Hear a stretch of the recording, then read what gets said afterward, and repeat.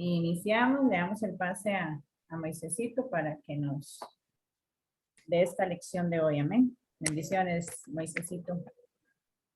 Gracias, buenas noches a todos. Buenas noches. Buenas noches. Estamos estudiando el tema de la redención y la vez anterior, hace como un mes, comenzamos a ver la particularidad de la expiación de nuestro Señor Jesucristo a nuestro favor.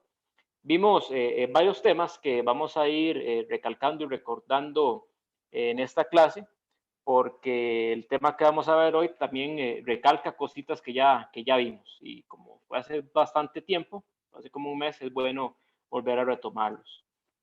Si gustan, pueden ir abriendo la palabra del Señor en la primera carta de San Pedro, la primera carta de San Pedro. Básicamente, pues lo que vamos a ver hoy son tres temas, y vamos a comenzar con la eficacia de la expiación o la expiación eficaz, porque esto va pues determinar la eficacia de la expiación, la doctrina que nosotros estamos enseñando, que la habíamos denominado como la expiación limitada o la expiación particular, ¿verdad? Tal vez el nombre limitada puede traer un poco de confusión, porque no hay nada limitado para Dios, pero vamos a entender qué es lo que quiere decir ese concepto. Vamos a entenderlo mejor pues cuando analizamos la contraparte, cuando los grupos que no enseñan una expiación limitada, sino una expiación ilimitada. Cuando entendemos pues qué enseña la otra postura, pues entendemos más la que nosotros profesamos. Como bien les he dicho, con todas las doctrinas de que nosotros, o que se denominan pues comúnmente como la doctrina del calvinismo, que es mejor llamarlas las doctrinas de la gracia, yo no era asiduo a ellas, realmente no era algo como que yo creyera al comienzo de mi caminar cristiano, era realmente reacio a creer en ellas, pero no porque no hubiera fundamento bíblico, porque yo hubiera hecho un estudio profundo de la palabra de Dios, simplemente porque no me parecían. Y bueno, así no podemos hacer las cosas con la palabra de Dios. No es si me parece o no, es si realmente la palabra de Dios enseña esto y lo otro. Bueno, pues conforme fui estudiando la palabra de Dios me di cuenta que era totalmente lógico, y realmente era como la única forma que nosotros entendemos cómo se puede llevar a cabo esta salvación, ¿ok? Entonces, la expiación ilimitada, que es el argumento que se aferra a esta doctrina que nosotros no profesamos, explica que Cristo murió por todos sin excepción. Cristo murió por todos sin excepción en un sentido provisional. ¿Qué quiere decir eso? Que cuando Cristo murió en la cruz, hizo factible la salvación, hizo que la salvación fuera posible, pero no fue una salvación que fuera real. ¿Me explico? Hizo una salvación que fuera potencial, pero no una salvación que fuera realmente afianzada para todos aquellos los cuales él estaba muriendo, ¿verdad? Entonces, cuando ellos afirman que Jesucristo murió potencialmente por todas las personas, es precisamente eso, como que el Señor pues muere en la cruz, satisface la ira de Dios, paga los pecados, pero lo deja ahí como en bandeja de plata para que el hombre venga y de su propia voluntad y de su propia libertad tome esa salvación que se le está dando. Evidentemente, pues eso suena bien, porque humanamente, pues eso es lo que nosotros nos gusta, como meter nuestra cuña, como meter nuestra parte en este tema de la salvación. Pero vamos a ver si efectivamente la salvación que Dios nos dio a través de Cristo Jesús es una salvación potencial o es una salvación real, y cuál es la diferencia de ellas. Todo este tema comenzó por la siguiente pregunta: ¿por quién murió Jesucristo en la cruz? ¿Verdad? ¿Por quién murió Jesucristo en la cruz? Y no confundamos el hecho de preguntarnos por quién murió Jesucristo en la cruz con la pregunta a quién se le debe predicar el evangelio. Son cosas totalmente diferentes, ¿ok? No vayamos a confundirlas. La predicación del evangelio es algo general que se hace toda la escritura, pero la explicación de por quién murió Cristo, bueno, eso está más limitado, y lo vamos a fundamentar el día de hoy. Entonces, aunque suena feo, bueno, es que realmente es feo, pero la clave del argumento arminiano acerca de este universalismo por el cual Jesucristo muere realmente por todas las personas, lo que enfatiza es que la expiación de nuestro Señor es pues intrínsecamente ineficaz. Es intrínsecamente ineficaz, es decir, que no tiene eficacia en sí misma y que la eficacia, ¿quién se la da? Del hombre. Si Jesucristo solo murió de manera potencial en la cruz del Calvario, la eficacia de esa muerte se la da el hombre cuando se arrepiente y cree en Jesucristo. Pero bueno, vamos a ver qué nos enseña la Escritura en razón de eso. A ver si realmente somos nosotros los que volvemos eficaz esa salvación que Dios da, o es el mismo Señor el que vuelve la salvación eficaz a través de su muerte en la cruz del Calvario. Primera de Pedro 2:24. Primera de Pedro 2:24. Perdón, Moisésito, sería bueno Sí, para los que nos escuchan aquí que cualquier cosita que usted diga, que ellos no saben lo que significa, que lo anoten para después aclararles, porque si no sí, tienen, claro. si no tienen, a Ujú, veces la gente piensa, ¿y eso qué será? Y se lo dejan ahí y ujú, después no lo aclaran. Por ejemplo, ¿quién era arminiano? Los arminianos. ujú. Entonces, eso tal vez no lo manejen. Entonces, yo les ruego que cualquier cosita que no comprendan, la anoten y que podamos al final decirles para que les quede la comprensión del estudio. Amén. Sería Sí, eso. en ese caso, sí, yo parto de la base de que todos hemos estado en todas las clases, pero oye, yo sé que no ha sido el caso por diversos motivos. Entonces ahí sí me disculpo por a veces tocar temas que no vuelvo a recalcar, pero de verdad, si hay alguna duda, pues simplemente, incluso me pueden interrumpir para abordarla de una forma más inmediata. Dado, aprovechando el caso de que los temas de hoy son un poco más rápidos y no van a tomar pues más de una hora de lo que siempre enseñamos. Entonces, cualquier duda, pues inmediata que sirva para enfatizar lo que estamos hablando, pues de una vez no hay ningún problema. Me pueden interrumpir. Bien, para explicar eso que decía Lita, en relación con el tema de la salvación, hay dos grandes posturas, el arminianismo y el calvinismo. ¿Okay? Entonces, el arminianismo pues, se basa en 5 puntos sobre diversos temas de la salvación y en contraposición el calvinismo responde a eso con otros 5 puntos. Nosotros no estamos estudiando calvinismo propiamente, estamos estudiando la doctrina de la salvación, pero es que de forma ineludible tenemos que tocar cada uno de los puntos, no en el orden en el que a veces se estudian, sino en el orden en el que los vamos estudiando aquí conforme vemos la doctrina de la salvación, ¿ok? Entonces estamos llegando a un punto en que el punto de vista arminiano profesa que la salvación es, que la expiación es ilimitada. Es decir, que Jesucristo murió de la misma manera por todas y cada una de las personas, por todos y cada uno de los hombres. El punto de vista del calvinismo es que no, que la expiación no es ilimitada, sino limitada. ¿Limitada a quién? Pues a los escogidos que Dios pues decidió en su soberanía desde antes de la fundación del mundo. Esto ya lo vamos a explicar en esta clase. Entonces, en este pasaje que les dije, 1 Pedro 2:24, se nos enseña que Cristo cuando lleva a cabo su expiación, y expiación lo entendemos como toda la obra que el Señor hizo en la cruz, ¿verdad? Expiación, pago por el pecado, un pago por el pecado que se le hace a Dios, ¿ok?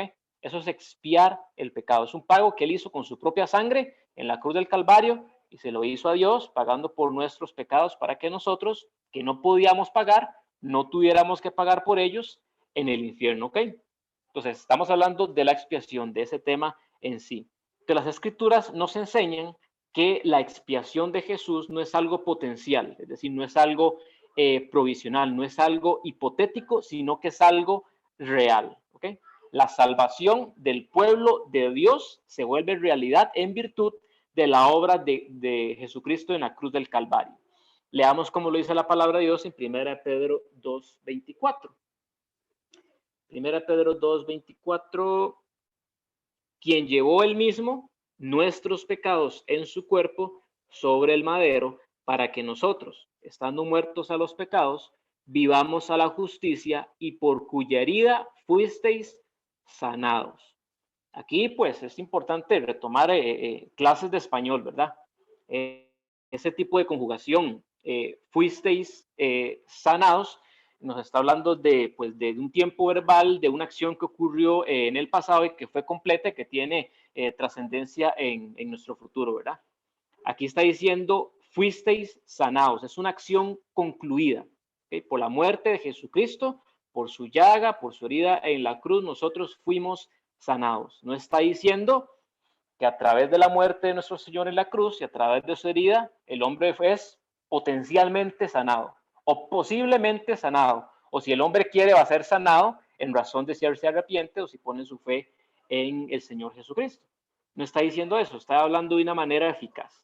Por la herida de nuestro Señor, nosotros fuimos sanados, sin duda alguna, sin que pudiera ocurrir otra acción. Nosotros fuimos sanados por la cruz de Jesucristo, sanados del pecado, ¿verdad? Vamos a ir a Isaías 53, capítulo 5. Isaías, capítulo 53, que es donde Pedro pues toma esta cita. Isaías 53, 5.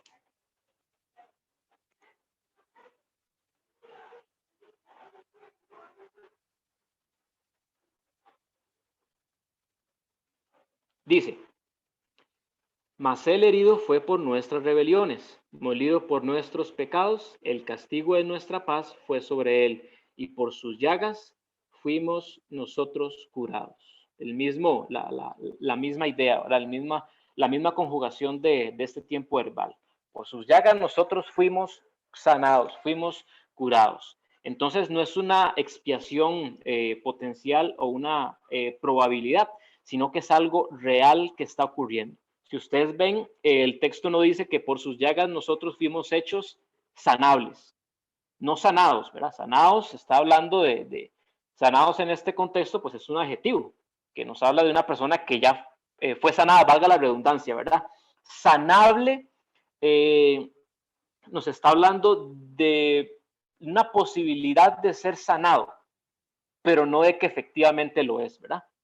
No de que efectivamente lo es. Una persona puede ser sanable o puede ser sanada. Si es sanada es que ya no tiene la enfermedad. Si es sanable es que todavía la tiene y tiene que ocurrir cierta circunstancia para que esa sanidad se lleve a cabo. Tampoco el texto dice, y leo para ustedes, por sus llagas fuisteis llevados a un estado en el que podríais ser sanados si cumplís ciertas condiciones o ciertas características, ¿verdad? El texto simple y llanamente dice, por sus llagas fuisteis sanados, por cuya herida fuisteis sanados. Rolito. Muchachito, podríamos entender que potencialmente sí, pero para los que no son salvos, en una forma real para estos que está hablando Pedro, porque son realmente hijos de Dios.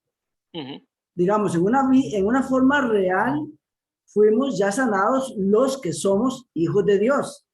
Pero potencialmente también los que todavía tal vez no han sido agregados a la iglesia de Jesucristo. ¿Se puede entender así, Moy? Sí, claro, vamos, en ese particular, en ese escenario, sí, ¿verdad? En ese escenario totalmente sí, porque hay personas que ahorita no son salvas, pero que lo van a hacer. Pues para esas personas, sí.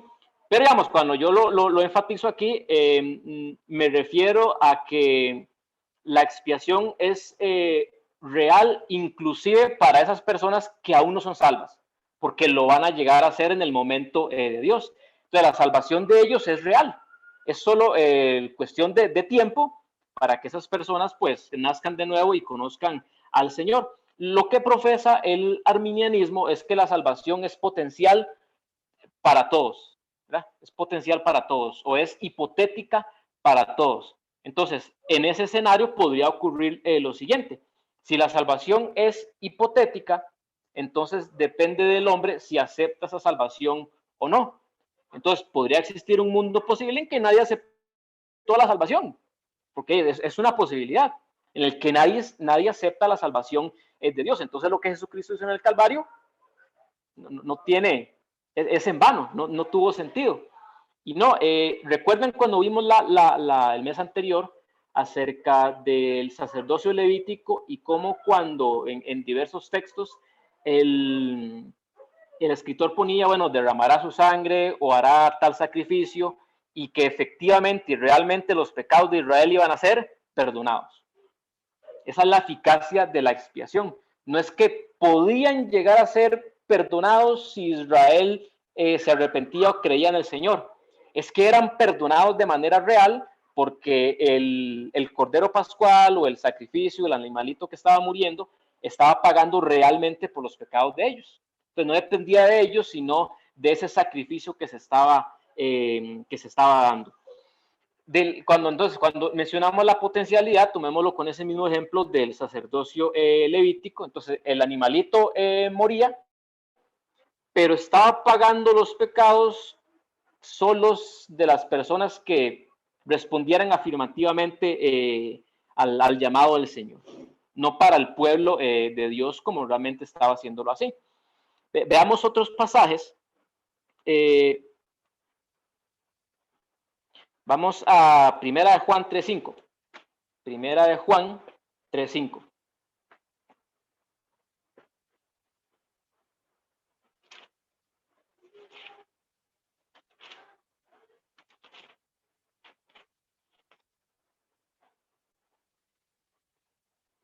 Primera Juan 3, capítulo 5.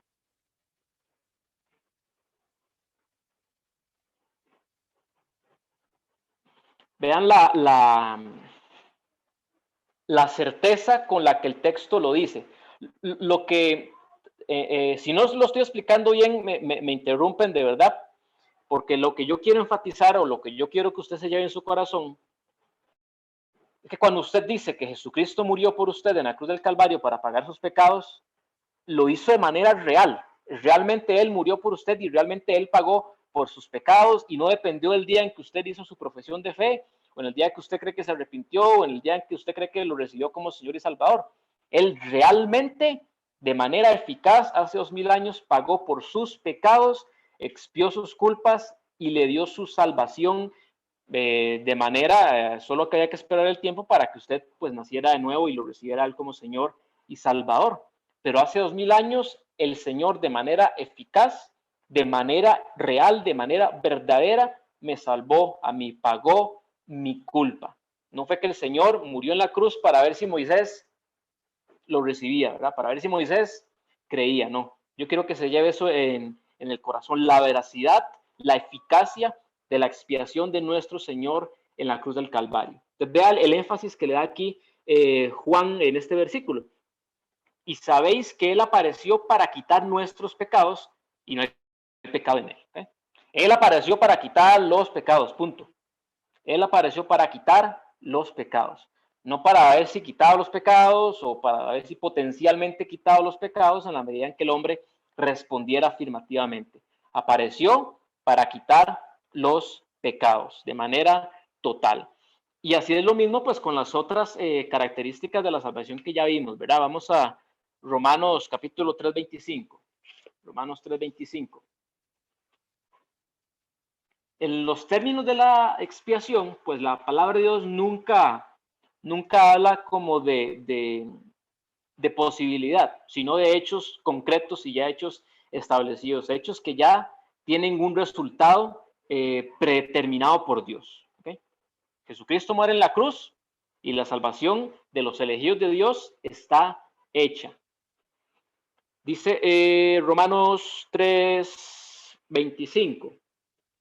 Hablando de Jesucristo, a quien Dios puso como propiciación por medio de la fe en su sangre, para manifestar su justicia a causa de haber pasado por alto en su paciencia los pecados pasados. A quien Dios puso como propiciación por medio de la fe en su sangre. Eso nos está hablando, pues, que a través de la muerte de nuestro Señor en la cruz, Jesucristo propició la ira de Dios para que ya no cayera sobre nosotros, sino que cayera sobre Él como el Cordero Pascual.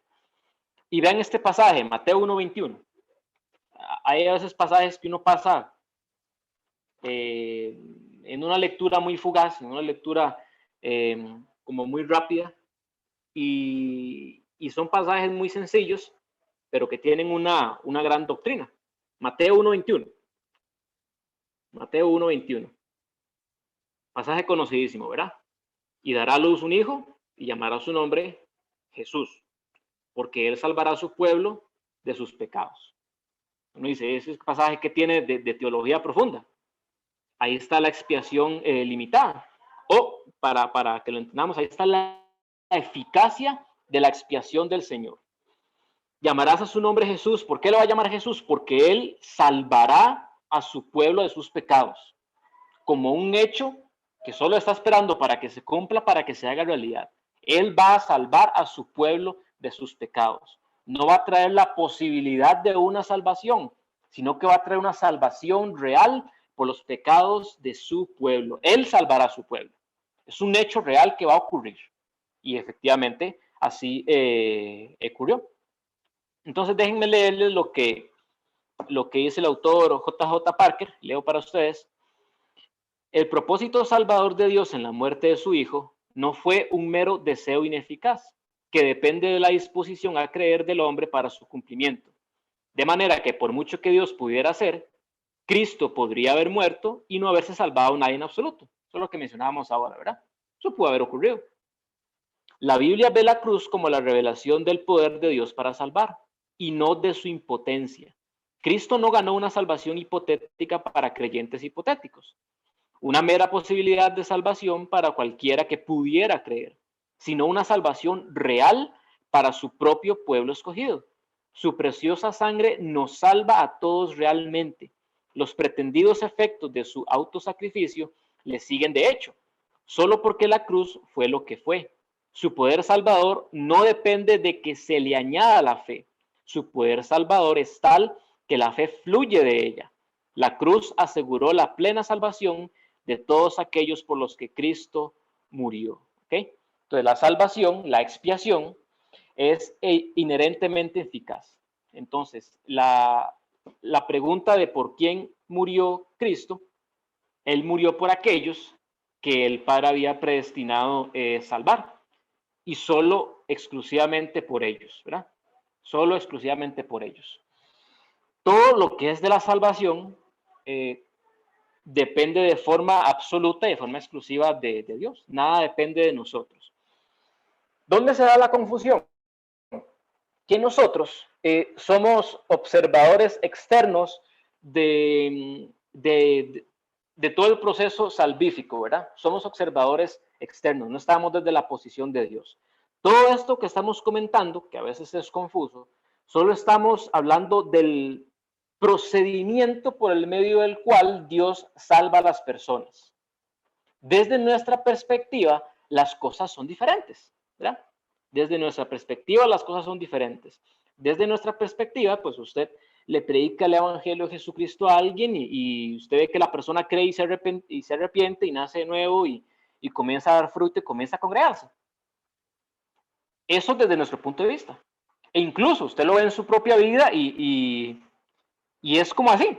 Desde nuestro punto de vista, como que escuchamos el Evangelio y decidimos recibir al Señor y nos arrepentimos y creímos en Él y comenzamos a caminar en el Señor. Porque ese es de nuestro punto de vista externo. Pero desde el punto de vista de Dios, desde un punto de vista más procedimental, las cosas son diferentes. Si usted no nace de nuevo, usted no puede creer. Si usted no nace de nuevo, usted no puede arrepentirse. Entonces, lo primero que ocurre en nuestro corazón es que nosotros nacemos de nuevo. Es lo que el Señor Jesucristo le dice a Nicodemo. Os es necesario nacer de nuevo para que podáis ver el reino de Dios. Entonces, si una persona no ha nacido de nuevo, no puede ver el reino de Dios. Y ese ver el reino de Dios quiere decir, pues, todo lo que implica el Evangelio, ¿verdad?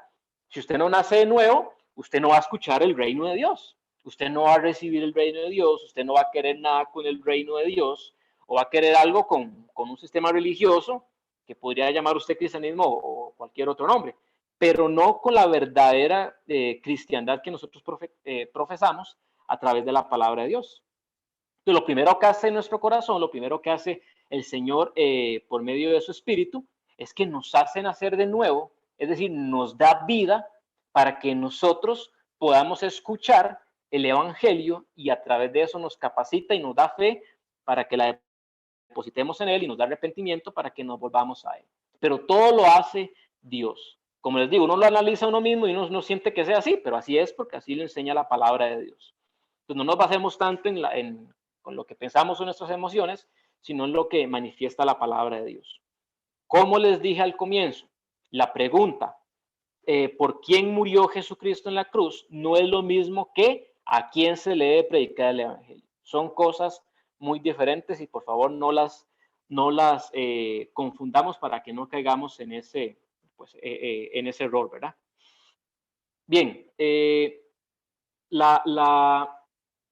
como para marcar una diferencia entre estas dos posturas, cuando nosotros decimos que la expiación es limitada y que les dije que sonaba como feo, porque como que uno está hablando de que limita el poder de Dios, no es eso.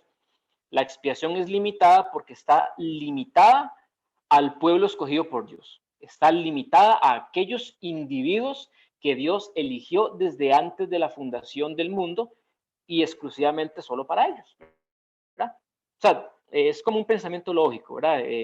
Jesucristo no va a pagar por los pecados de ciertos hombres que van a ir a pagar por sus propios pecados al infierno. No tiene sentido. Y si ya vimos que efectivamente la expiación del Señor es eficaz y va a cumplir el propósito por el cual fue hecha, es imposible que aquellas personas por las que Cristo murió no sean salvas. Lo van a hacer, porque ya Jesucristo pagó por sus pecados. Pero sabemos que no todo el mundo va a ser salvo. Entonces eso quiere decir que la expiación está limitada a un grupo que Dios predeterminó desde antes de la fundación del mundo. El problema con el arminianismo, que quiere pues abarcar a todo el mundo en la expiación del Señor, es que más bien limita la eficacia de la expiación. Entonces, si alguien está limitando a Dios, es el punto de vista arminiano, porque están limitando la eficacia de la expiación en razón de si el hombre quiere algo con Dios o no. Y bueno, con todos los demás que ya hemos aprendido aquí, sabemos que no es así. Esto lo vamos a ver ahorita en Romanos capítulo 8, ¿verdad? Entonces, lejos, y ya quiero enfatizar esto del evangelismo, lejos de impedir que el cristiano se motive a evangelizar, más bien es la mayor motivación que nosotros tenemos para predicar el evangelio de Jesucristo. Porque usted, ¿qué le va a predicar a alguien? Que Jesucristo murió por esa persona para ver si tal vez se salva. Que Jesucristo murió en la cruz para dar una salvación hipotética. No, nosotros le predicamos a la gente en que en Jesucristo hay salvación real. Que en Jesucristo hay una salvación real, que en Jesucristo hay una salvación eficaz, que hay una salvación verdadera, que los hombres pueden venir a Jesucristo en busca de salvación porque ya esa salvación fue hecha. Aquí no hay ningún tipo de contradicción. ¿Por qué? Porque ¿sabe Dios quiénes son los que se van a salvar? Sí. ¿Lo sabe usted? No. Entonces su predicación es universal. Pero la salvación de Dios es particular. Pero como no tenemos nada que ver con la salvación, eso se lo dejamos a Dios. Y lo estamos estudiando porque es maravilloso el solo hecho de pensar que desde antes de la fundación del mundo Dios nos vio a nosotros, bueno, y nos escogió para salvación. ¿Por qué? Nada que viera en nosotros. Eso es algo que yo no sé cómo no nos motiva. Yo creo que es el máximo motivador de la vida cristiana. Saber que usted es escogido por Dios, no por nada que el Señor viera en usted, sino porque simplemente Él así lo decidió y porque Él lo amó a usted y lo conoció a usted desde antes de la fundación del mundo. No fue porque dependía era de nosotros. Eso es tan maravilloso y a veces buscamos que no sé, como que la Biblia o la predicación del domingo nos motiven en tantas cosas como del mundo, como de la carne, como de esta vida. Y, el Señor lo escogió usted para salvación, usted ya es salvo, sus pecados son perdonados, usted no ocupa nada más.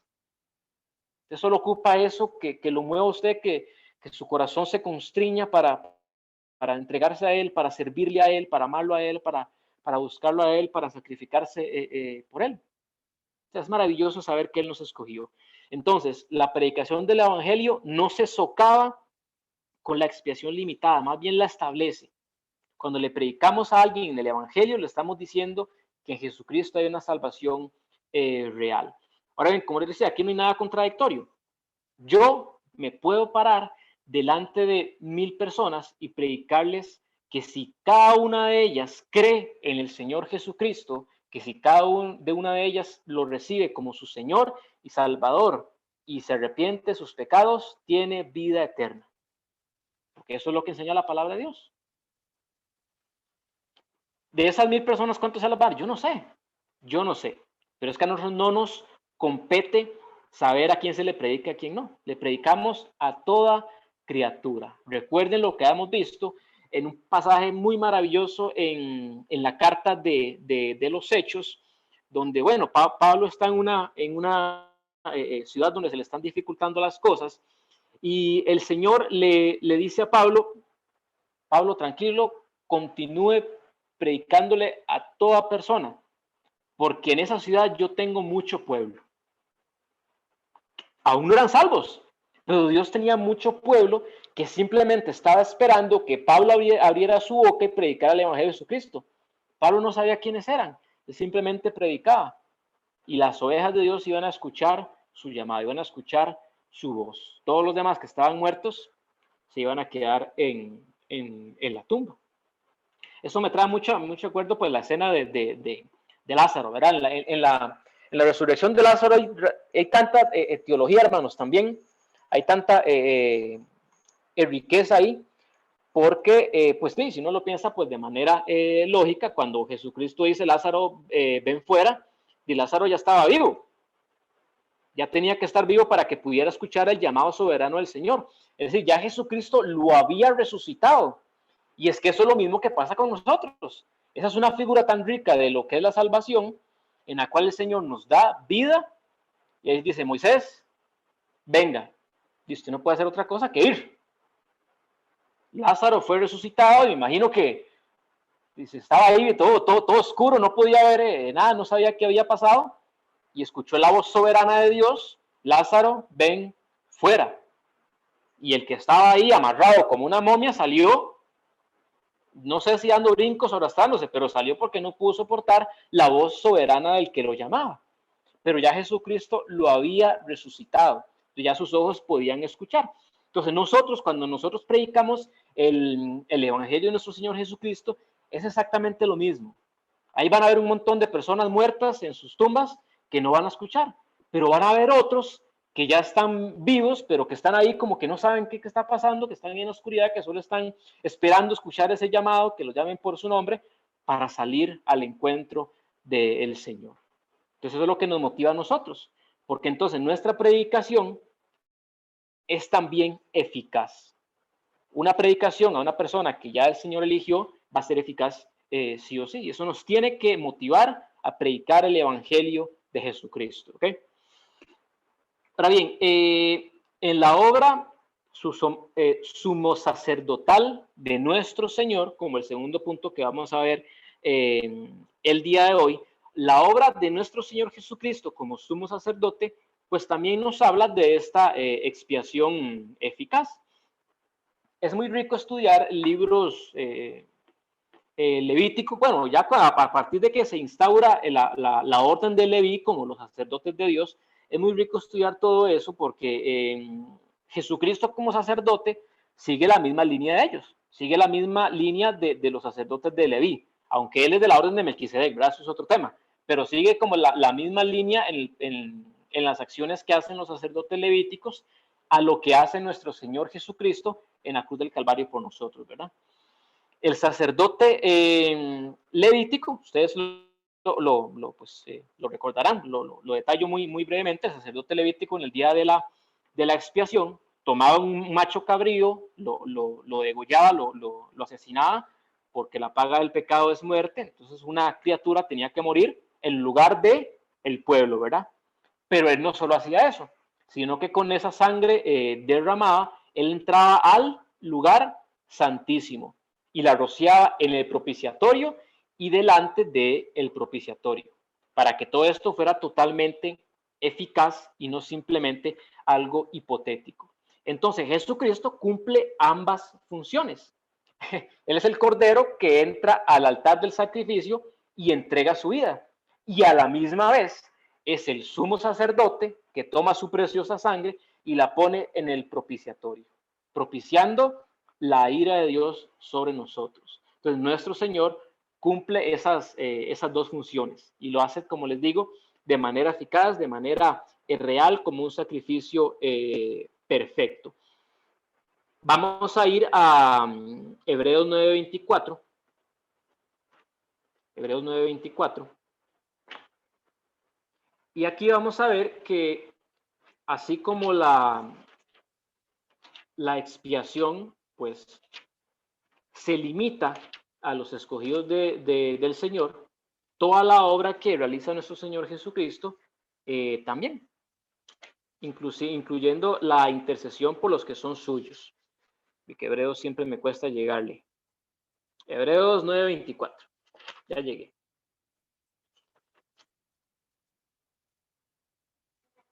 Dice, porque no entró Cristo en el santuario hecho de mano, figura del verdadero, sino en el cielo mismo, para presentarse ahora por nosotros ante Dios, y no para ofrecerse muchas veces como entra el sumo sacerdote en el lugar santísimo cada año con sangre ajena. Entonces el Señor no entró en un templo o en un lugar santísimo ubicado en un templo para hacer su sacrificio, sino que entró directamente en el cielo, ¿verdad? Directamente en el trono de Dios, delante del Señor para interceder por nosotros. Entonces, ¿por quién intercede nuestro Señor Jesucristo? Por aquellos por los cuales expió su pecado.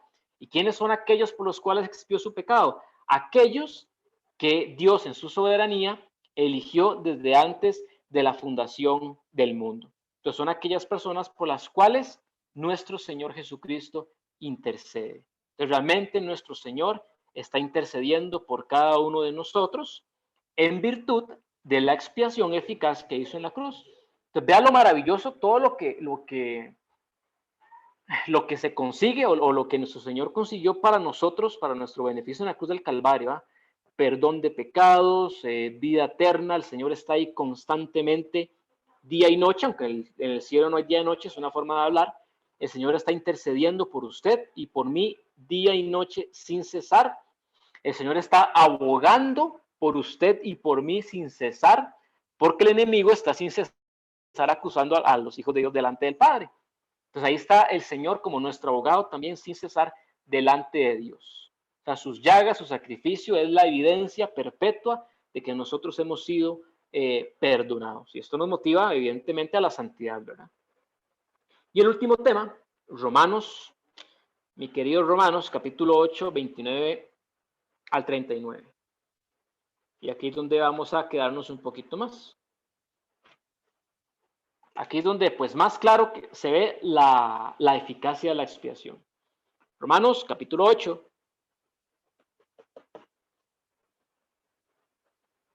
Versículo 28 al 39. Versículo 28 al 39. Aquí Pablo pues nos narra toda la cadena de salvación, todos los eslabones, o digamos, pues se puede decir como todos los pasos, o toda la seguidilla de eventos que tienen que ver con nuestra salvación y que es imposible que no ocurra una detrás de la otra. Todas van a ocurrir, desde la elección del Padre de la eternidad hasta la muerte de nuestro Señor Jesucristo, pasando por la aplicación de la redención, pasando por la justificación, nuestra perseverancia en esta salvación y la futura glorificación. Entonces vamos leyendo. 28. Y sabemos que a los que aman a Dios, todas las cosas les ayudan a bien. ¿A quiénes? A los que conforme a su propósito son llamados. ¿Ven cómo este beneficio está limitado solo para los que son llamados? Es un beneficio que está limitado para los que son llamados. En otras palabras, yo les puedo decir a ustedes con toda la autoridad de la palabra de Dios que todas las cosas que ocurren en su vida, que todas las pruebas que usted esté experimentando, lo ayudan a usted a bien, porque usted ama a Dios, porque Dios lo amó a usted primero y porque usted ha sido llamado conforme al propósito de Él. Pero eso solo se lo puedo decir a usted. No se lo puedo decir al impío. ¿Okay? Porque a veces queremos consolar al que no es hijo de Dios y entonces venimos y lo consolamos con con esto y leemos y sabemos que a los que aman a Dios todas las cosas les ayudan a bien, punto, como si ahí hubiera terminado el versículo. Ahora bien, yo creo que habría otras formas mejores de consolar a una persona que no es hija de Dios y que esté pasando por algún problema, y la mejor consolación es con la predicación del Evangelio de Jesucristo. Usted le dice a una persona que no ha nacido nuevo que tranquilo, todas esas cosas a usted le van a ayudar a bien porque usted ama a Dios, pero es que la persona no ama a Dios. Eso no sería real, no sería verdadero. Entonces este es un pasaje de enorme consuelo para los hijos de Dios y solo para los hijos de Dios. Si queremos consolar a alguien, como les dije, que sea con la predicación del Evangelio de nuestro Señor Jesucristo. Ahora bien, vea a partir del 29 la seguidilla eficaz de los eventos de la salvación, ¿ok?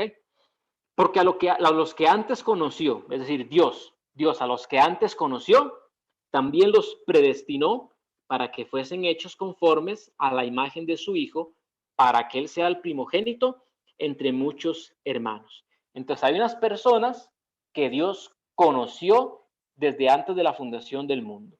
Y sabemos que ese conocer implica ese grado de intimidad que la Biblia, cuando utiliza la palabra conocer, cuando uno está hablando pues de la salvación, está hablando de relaciones sexuales. Entonces, cuando está hablando de que Dios conoce a su pueblo, de que Dios conoce a los que son suyos, a los que antes conoció, está hablando de esa relación íntima, de esa relación cercana que Dios ha escogido tener con un determinado grupo de personas. Entonces, a esas personas que Dios conoció o que Dios amó antes de la fundación del mundo, fue a ellos, exclusivamente ellos, a quienes predestinó. ¿Okay? Entonces, ¿para qué nos predestinó el Señor? Vea qué maravilloso, para que fuésemos hechos conformes a la imagen de Jesús. Para que usted sea hecho conforme a la imagen de Jesús. Yo creo que no hay cosa más maravillosa que a usted se le diga que su destino va a ser tener la imagen de Cristo.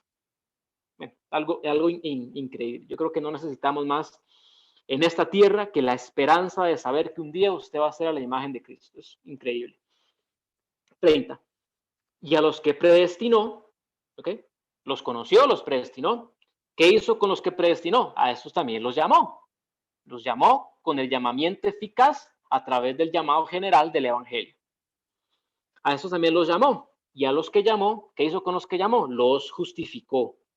¿Por medio de quién? Por medio de la justicia de Jesucristo. Y a los que justificó, a estos también glorificó. Pero usted no ve que nadie esté glorificado ahorita, ¿verdad?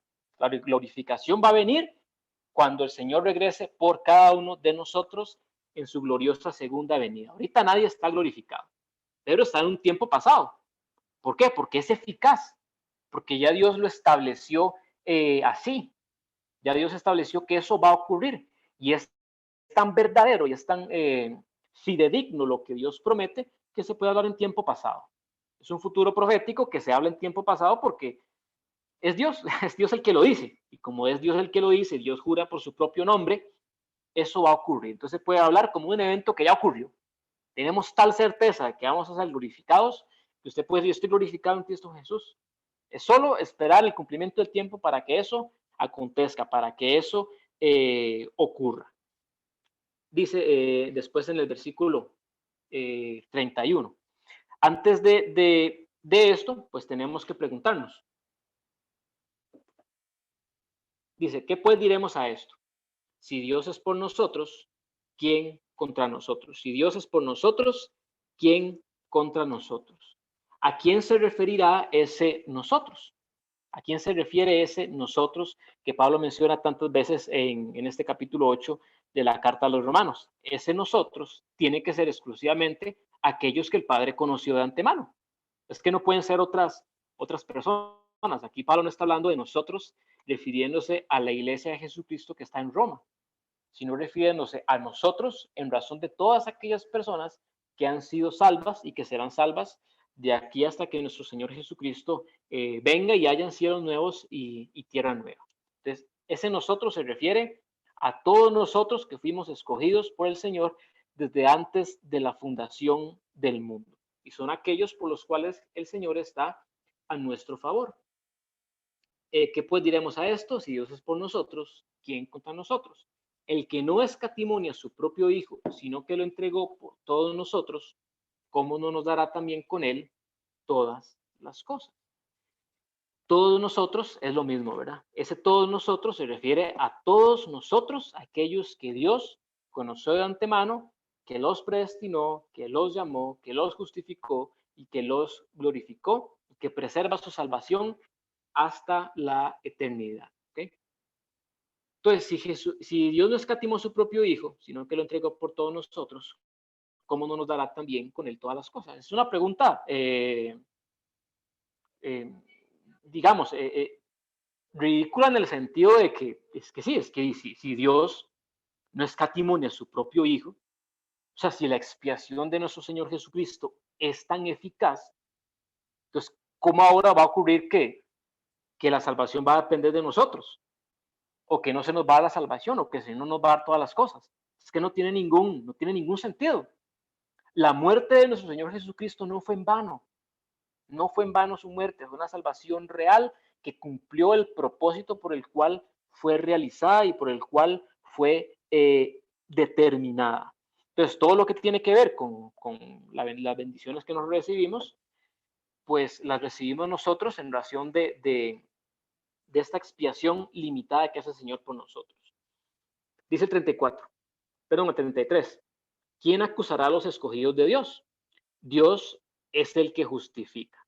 Entonces, si Dios nos justifica, es decir, nos declara justos por la justicia de nuestro Señor Jesucristo, nadie puede acusar a los escogidos de Dios.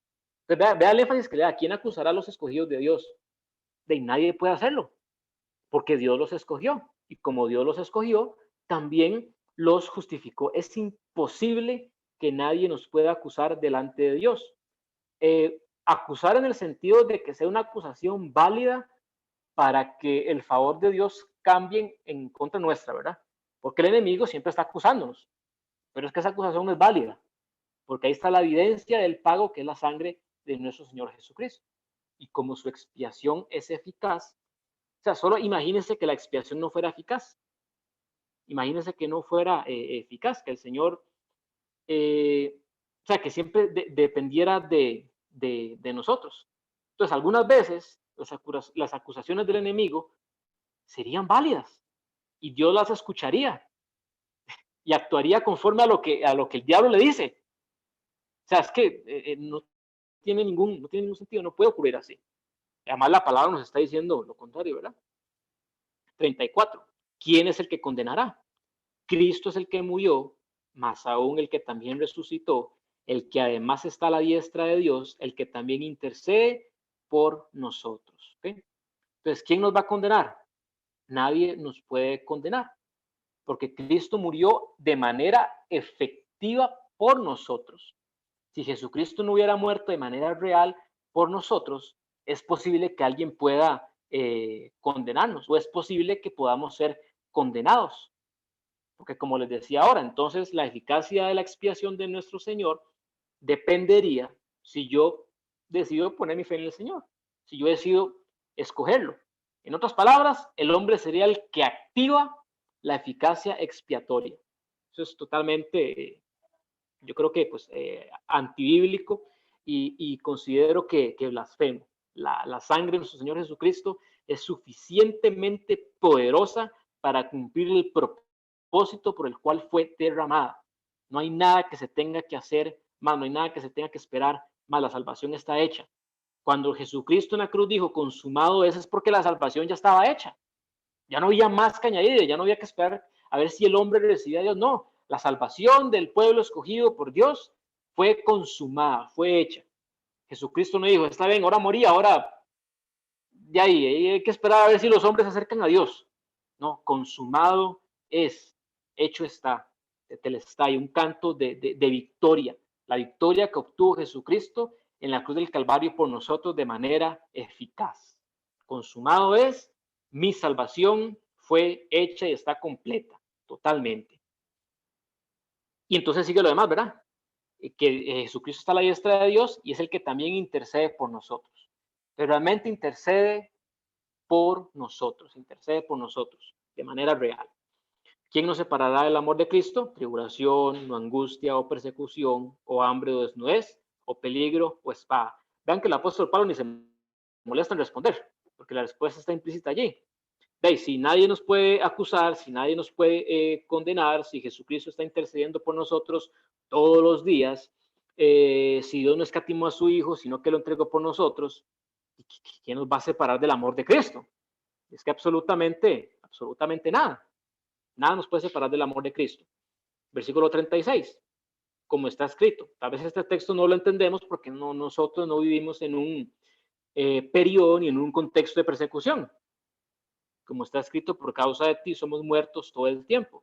Somos contados como ovejas de matadero. Vean que también lo habla como de un hecho, ¿verdad? Es que realmente ellos en aquel contexto estaban siendo muertos todo el tiempo. Estaban siendo perseguidos y estaban siendo llevados como ovejas de matadero. Pero es que esa muerte no los podía separar del amor de Dios, porque ya su salvación estaba sellada y no dependía de ellos. No dependía de ellos. Antes en todas estas cosas somos más que vencedores por medio de aquel que nos amó. ¿De cuáles cosas? Tribulación, angustia, persecución, hambre, desnudez, peligro y espada. Sobre todas esas cosas somos más que vencedores por medio de aquel que nos amó. Yo creo que las que más nos aplican a nosotros son tribulación o angustia. Y el Señor está diciendo que nosotros somos más que vencedores sobre esas cosas por medio de Jesucristo que nos amó. Entonces son cositas que yo quiero que nosotros recalquemos y entendamos. Ven qué hermoso que es la expiación eficaz del Señor. Cómo todas estas cosas que están hablando tienen eficacia total sobre nuestra vida. El problema es que a veces no lo creemos, que a veces no queremos creerlo, entonces no vivimos en este poder que nos da la palabra del Señor. Por lo cual estoy seguro de que ni la muerte, ni la vida, ni ángeles, ni principados, ni potestades, ni lo presente, ni lo porvenir, ni lo alto, ni lo profundo, ni ninguna otra cosa creada nos podrá separar del amor de Dios que es en Cristo Jesús, Señor nuestro. Texto poderoso, un texto maravilloso, texto que uno puede leer cuando se encuentra en angustia y en tribulación. Y realmente todo lo que, la motivación que nosotros necesitamos para realmente vivir esta vida cristiana. Es triste porque a veces, pues, no sé qué nos pasa. Creo que lo iba a mencionar el próximo domingo, pero bueno, ya me adelanté. Es triste ver que cómo a veces cuesta que asimilemos estas cosas. Realmente yo creo que no es conciencia que nosotros, bueno, no lo es. No hay ninguna conciencia que nosotros pasemos por diversas pruebas. Pasamos por diversas pruebas porque necesitamos pasar por esas pruebas. Así de simple. Necesitamos las pruebas y necesitamos que Dios nos envíe pruebas porque somos tercos. Si entendiéramos bien todas estas cosas, créame que no tendríamos que pasar tantos quizzes como los pasamos continuamente. Pero para los que aman a Dios, todas las cosas les ayudan a bien. Tristemente, lo único que haría que nosotros nos movamos y despertemos es que tuviéramos una persecución.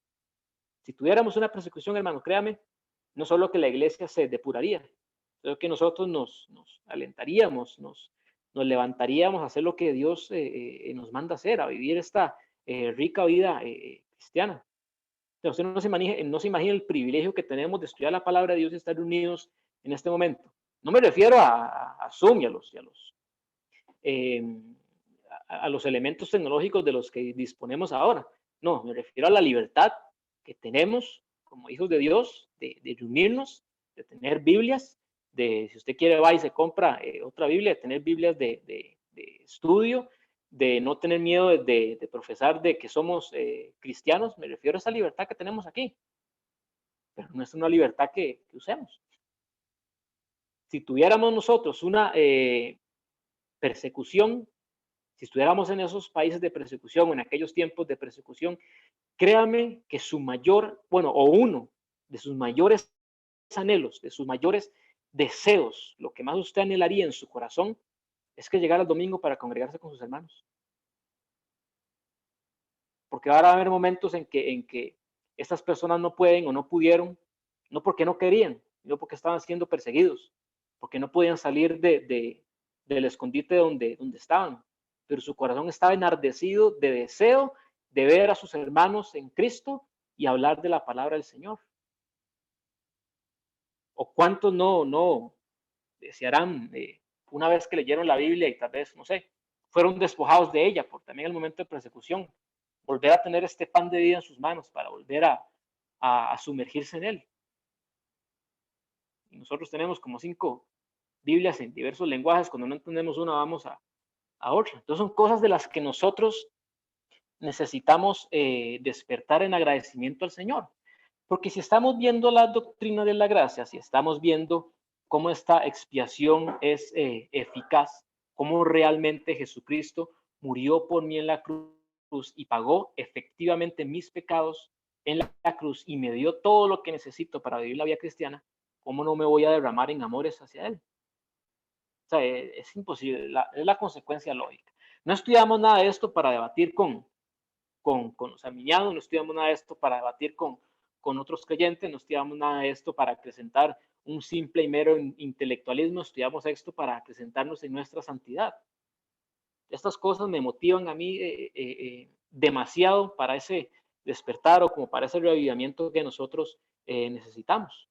Hay tantos impíos con tantas virtudes y características mejores que las mías y que hasta el momento no han rastro que sean escogidos, y yo digo, mira, yo soy escogido, y qué vergüenza, que el impío tenga mejores cualidades o mayor disciplina en sus cosas que nosotros en el servicio al Rey de Reyes y Señor de Señores. Entonces motivémonos con esto, alegrémonos, el saber que nuestra salvación está totalmente asegurada. Es que vean, no importa lo que pase en nuestra vida, no importa absolutamente nada, usted y su destino es el cielo, su destino es la vida eterna, su destino es estar con el Señor, no importa lo que pase aquí en la tierra. En el mundo tendremos aflicción y seguiremos teniendo aflicción y la aflicción nunca va a cesar de ocurrir. Aceptémoslo y creámoslo para que nada de esas cosas, ese fuego que viene nos tome por sorpresa. Pero sí confortémonos con que por más caliente que sea ese fuego, no nos va a separar del amor de Dios y de lo que ya tenemos asegurado. Oremos. Padre eterno que estás en los cielos, eres santo, eres maravilloso, eres bondadoso, Señor, y realmente nos cuesta mucho comprender, Señor, todas estas maravillas que nos enseñas, cómo realmente pensar que desde antes de que existiera la creación, desde antes de que existiera nada, cuando solo existías tú, ya nos conocías, Señor. No es solo que nos conociste en el vientre de nuestra madre, sino desde antes de que existiera la tierra, tú ya nos conocías y ya habías escrito nuestro nombre en el libro de la vida. Gracias, Señor, te agradecemos, pero no queremos agradecerte solo de palabras, Señor. Realmente queremos que nos ayudes, que nos concedas cada día ese arrepentimiento que ocupamos, Señor, para que te agradezcamos con una vida digna, te agradezcamos con una vida que realmente se esfuerce por hacer buenas obras, que se esfuerce por predicar tu evangelio, que se esfuerce por conocerte, por orar, por buscarte en tu palabra, Señor. Que esa sea la manera en que te decimos gracias, Señor, por escribir nuestro nombre en ese glorioso libro de la vida. Gracias, Padre Celestial, porque realmente cuando Jesucristo murió en la cruz, estaba pagando mi deuda, estaba pagando nuestra deuda y la saldó totalmente para que mis pecados estuvieran perdonados, para que yo tuviera esa perfección que me permite entrar al cielo, para que ya no hubiera ninguna gota de ira para mí, para que ya mi glorificación estuviera sellada, totalmente determinada, y para que yo pudiera vivir en esta esperanza de esa gloria venidera, Señor. Te agradezco y te agradecemos por esas bendiciones y por esas dádivas, Señor. Tú conoces nuestras vidas, conoces nuestras debilidades, conoces nuestros problemas, Señor, pero ayúdanos a entender que son cosa ligera, que son peso ligero en comparación a ese eterno peso de gloria que tú nos vas a dar, Señor.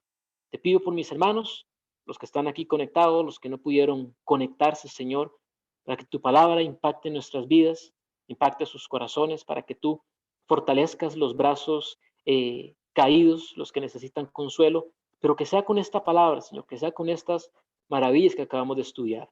Y Padre, como iglesia, en intercesión, sabiendo que podemos entrar al lugar santísimo, te queremos rogar por la situación del mundo, Señor.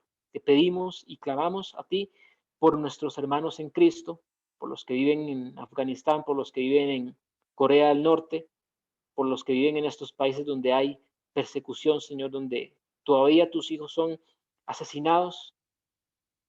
Sus vidas están en tus manos, Señor, y nada las podrá arrebatar de allí, Señor. Pero te pedimos que los fortalezcas, que los bendigas en su espíritu, que consueles sus corazones para enfrentar estas grandes pruebas, Señor. Te rogamos que tengas misericordia, Señor, de estos países, de estos gobernantes, Señor, de todas estas personas que atentan contra tu pueblo. Ten misericordia de ellos y que venga tu salvación y tu poder sobre sus vidas, Señor. Te rogamos por la salvación de ellos, te rogamos por la situación política de Nicaragua, Señor, para que también tú, que eres el que pone y quita reyes, Señor, tomes el control de eso y bendigas a la ciudadanía, bendigas a nuestros hermanos allí, que bendigas, Señor, con tu salvación a esos dirigentes para que puedan gobernar sosegadamente ese país, Señor. Ponemos esto en tus manos porque sabemos que nos escuchas y harás conforme a tu voluntad. Amén.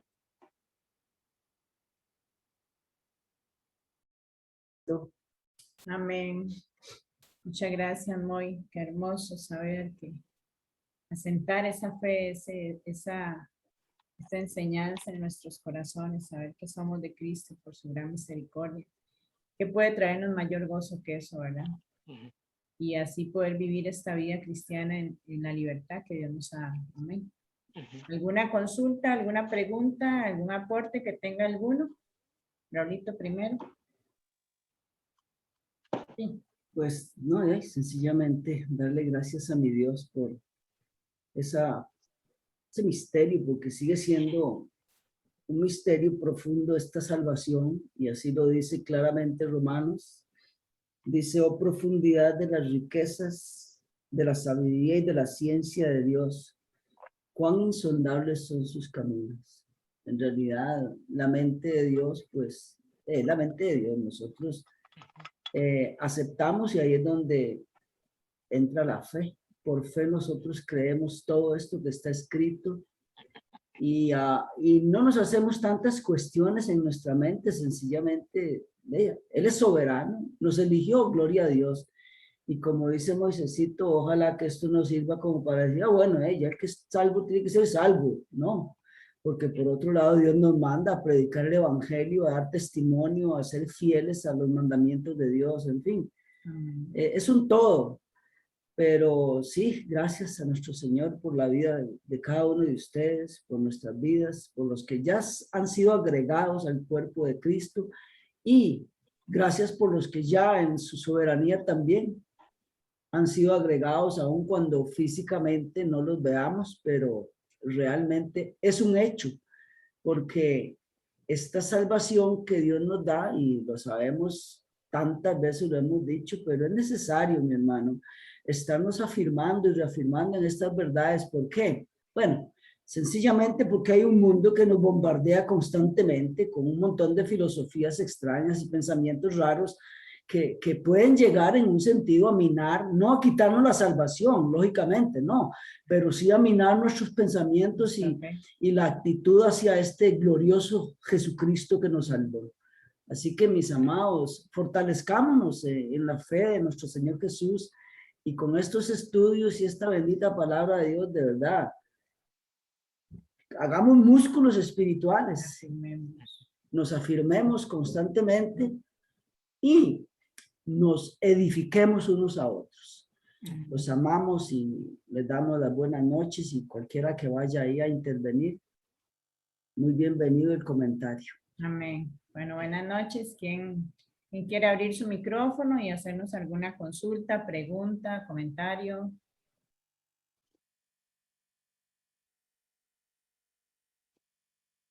Buenas noches. Buenas noches, Angélica. Hola. ¿Cómo están todos? ¿Y tú, mi niña? Bien, gracias. Bueno, yo lo que entendí y lo que, bueno, siempre he entendido que Jesús murió por y por toda la humanidad, ¿verdad? Por todos nosotros.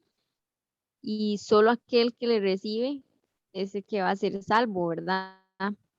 Sin embargo, hay muchas personas que aún no han recibido a Cristo, pero Dios los tiene em, también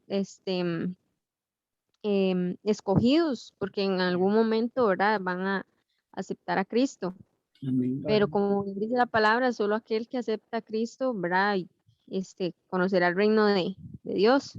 Ujú. Pero en sí dejar muy claro que Cristo murió por todos nosotros. O sea, no es que Él solo escogió a algunos y otros no, sino que Él escogió a todos. Solo que Él nos da, ¿verdad? Esa misericordia y el libre albedrío de elegir si el bien o el mal. Por eso Él nos dejó, ¿verdad? Esta inteligencia y, ¿verdad? La persona sabrá si escoge ir al infierno o escoge una vida eterna con Cristo. Pero de que está claro, ¿verdad? Igual cuando se le dice a una persona, porque a veces las personas de afuera dicen, ay, pero es que ahí dice que murió por todos. Sí, es cierto, murió por todos, pero solo aquel que le recibe puede conocer el reino de Dios. Y es tal vez lo que las personas no entienden o quieren vivir en su vida diaria, ¿verdad? Siguiendo Ujú. la práctica del pecado y dicen que ahora van a ir al cielo y no es así. Ujú. Pero en sí todo está muy claro y muy hermoso saber sí, que Cristo murió por todos, y que nos alcanzó en misericordia, ¿verdad? Porque si no estaríamos todos en el infierno. Ujú. Al enviar a su Hijo amado, pues tuvo misericordia y tuvo amor hacia nosotros. Eso sería todo. Tal vez, Angélica, tal vez podamos en el discipulado tal vez aclararle ciertos puntitos ahí que para que tengas mucho mayor claridad digamos, de lo que se enseñó hoy, que es una realidad bíblica para todos, ¿verdad? Pero creo que estás un poquitito enredada con ciertos conceptos o puntos ahí, o de la manera que se dan las cosas. Entonces, tal vez lo podamos, porque creo que nos tomaría como otra media hora, ¿verdad? Pero tal vez podamos en un discipulado aclararte un poco un par de puntos ahí. No sé si Moisés quiere referirse a eso. Sí, como yo les decía ahora, pues desde nuestro punto de vista, sí, la Biblia dice que todo aquel que, que lo recibe, pues será salvo. O sea, todo aquel que cree en el nombre del Señor es salvo. Y es que es así. Exacto. Así es el hecho. Eso es lo que ocurre.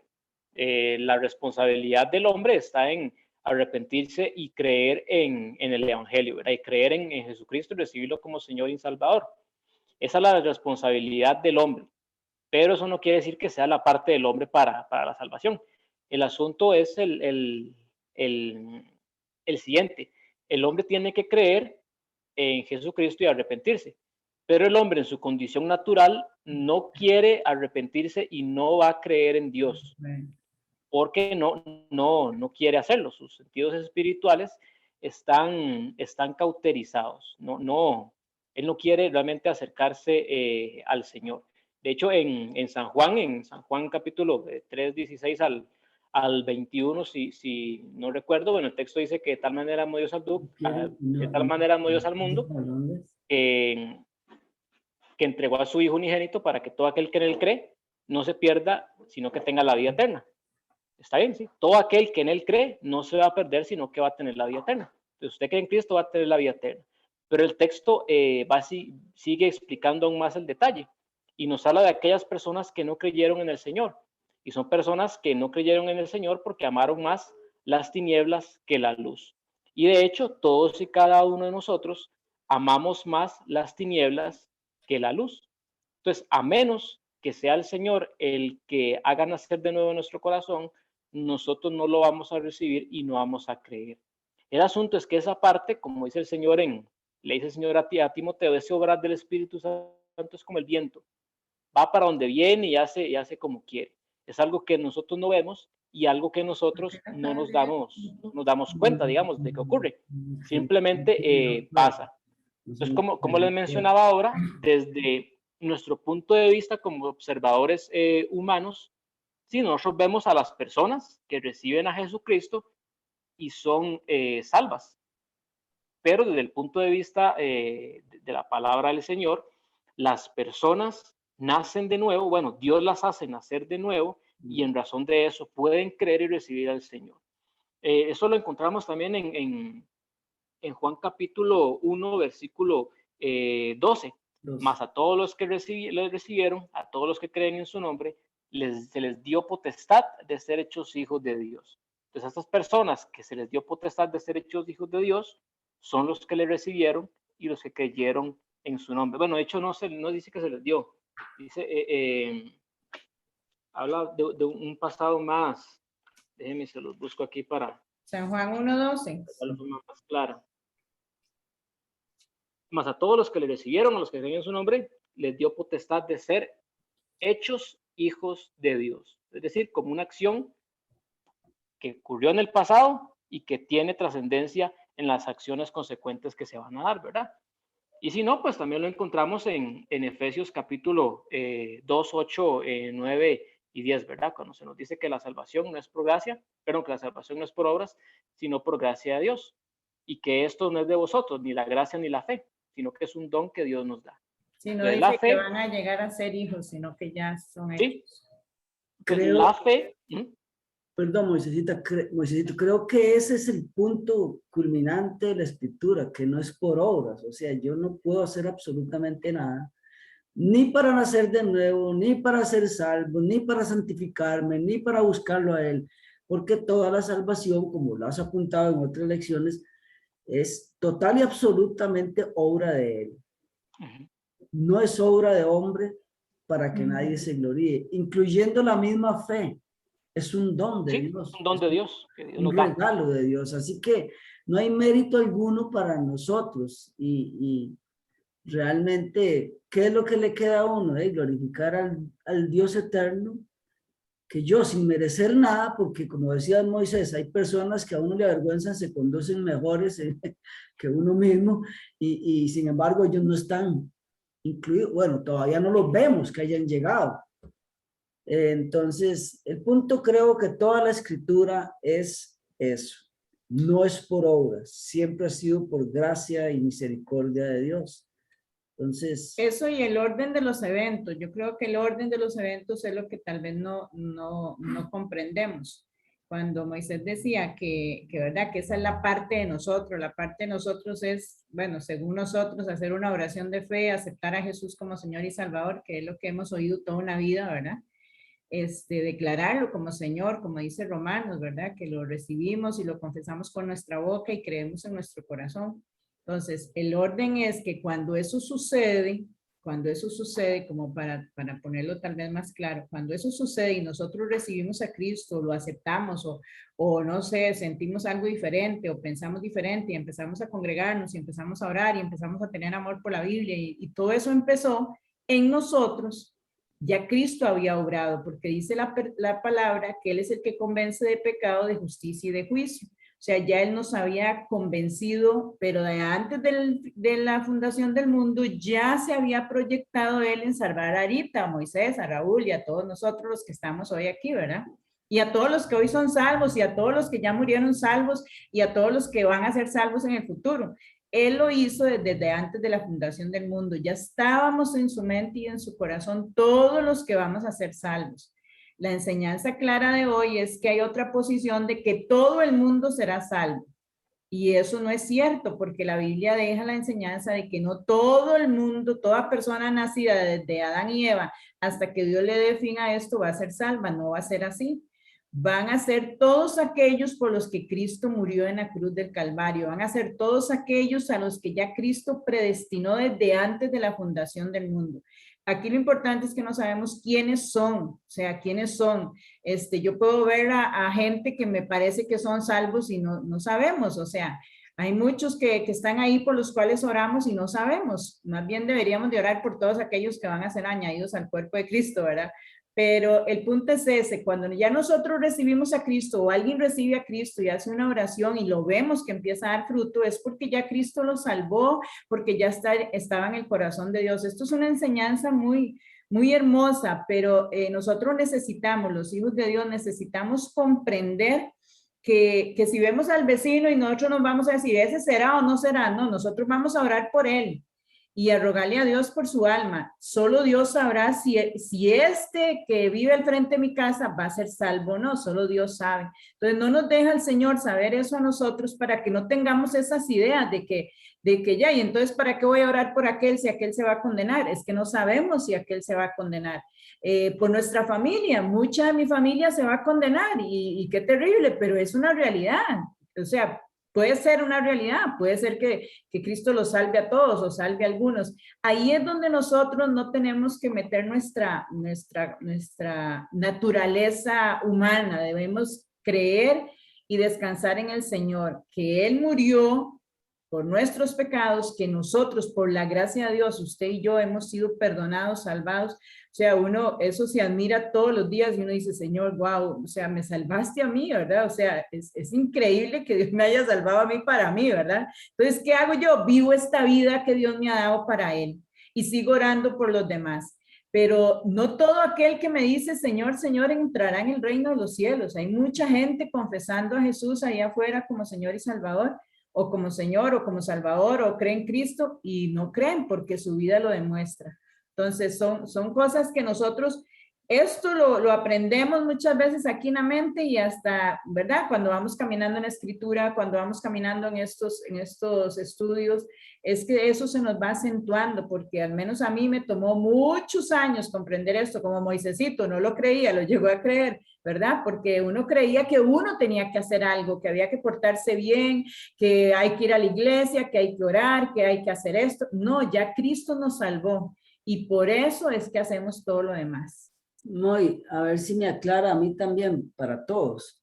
Por ejemplo, cuando hablamos de salvación limitada, no es que potencialmente no podía salvar. Es que en la realidad Él hizo una predestinación desde antes de la fundación del mundo. Como Él quiso. Como Él lo quiso. Es así, es correcto, así es como debe entenderse. Claro. Sí, claro, todo esto fluye de la propia naturaleza de Dios, ¿verdad? De los propios atributos de Dios. La justicia de Dios implica que la paga del pecado es muerte. Entonces, para que se cumpla la justicia de Dios, pues tiene que haber personas que van a pagar por su pecado de manera justa, ¿verdad? No hay nada injusto en eso. Pero bueno, como sabemos que también Dios es amor y Dios quiso manifestar su misericordia y su gracia, entonces de toda aquella masa de personas que justamente estaban condenadas, escogió unos para tener misericordia de ellos, ¿verdad? Entonces, a veces nosotros queremos que Dios nos haga justicia, pero no ocupamos justicia de Dios, queremos misericordia de Dios, porque la justicia de Dios condena al pecador al infierno. Entonces, la de hoy en 15 vamos a ver muchos textos que refieren esa idea de Jesucristo muriendo por todo el mundo, ¿verdad? Como vimos en San Juan 3, 16. Pero el asunto es que Jesucristo no murió de la misma manera por todos. Por eso lo vamos a ver dentro de 15 días para no adelantarme.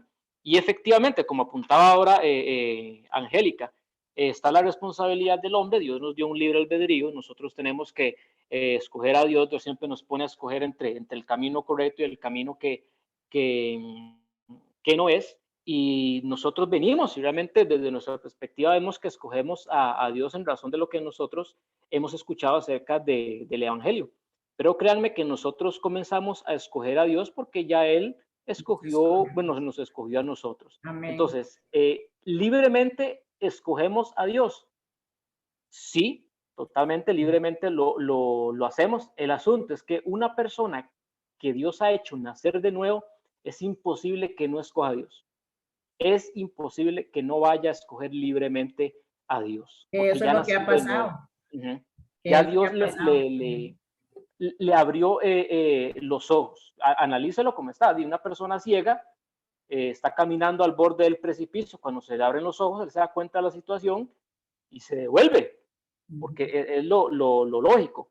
tal vez, y finalizo con esto, si ustedes se han preguntado por qué motivo nosotros no vamos a pecar en el cielo, Adán y Eva no tenían una naturaleza pecaminosa, eran una tabula rasa, estaban como en blanco, ¿verdad? Y aún así pecaron. ¿Por qué nosotros no vamos a pecar en el cielo? Bueno, es lo que los teólogos, algunos llaman la visión beatífica. No vamos a pecar ni un solo pecado porque no vamos a querer hacerlo.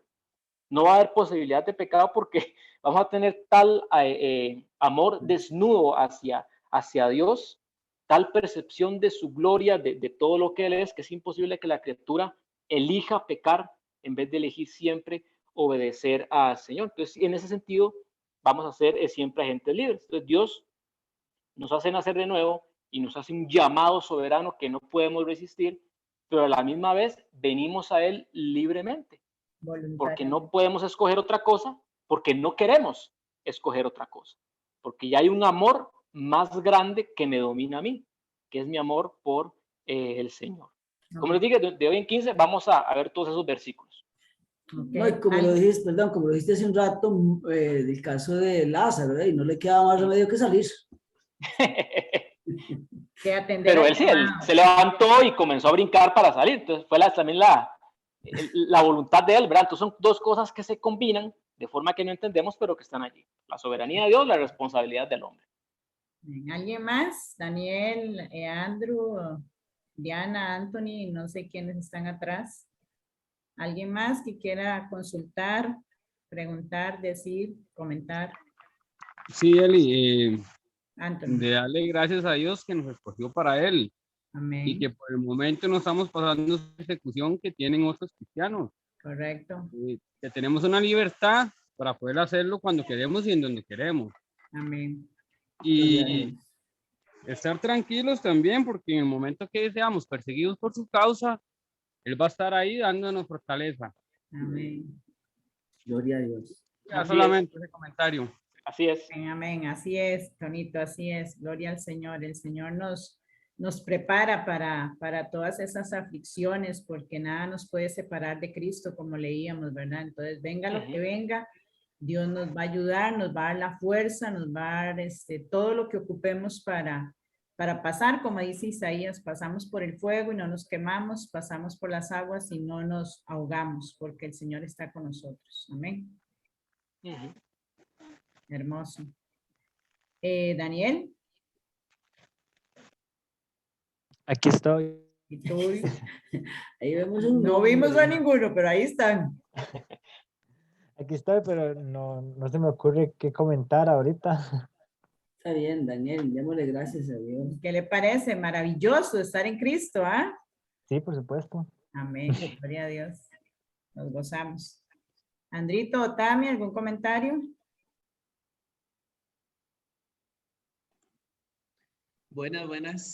Buenas. Ok, Charlos.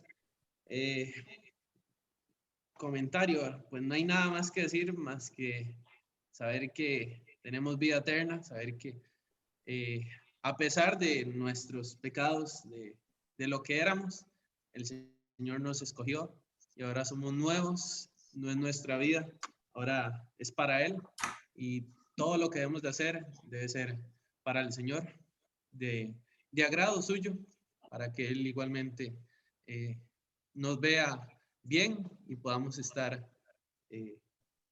siendo ejemplo y siendo la luz igualmente en el mundo, reflejando lo que el Padre vino a hacer para que más personas puedan escuchar y también ser llamados por el Señor que nos salvó a nosotros.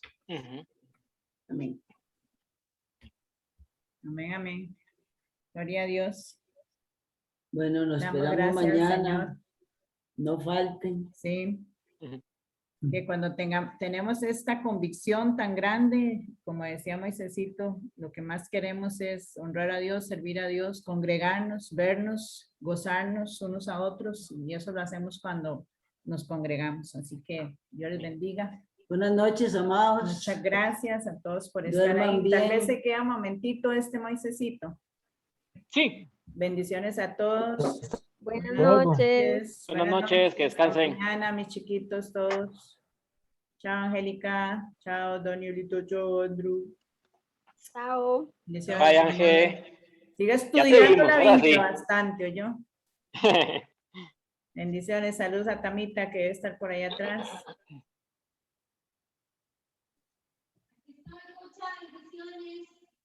Bueno, bye. Buenas noches. Hasta mañana. Chao, buenas noches, hasta mañana. Buenas noches.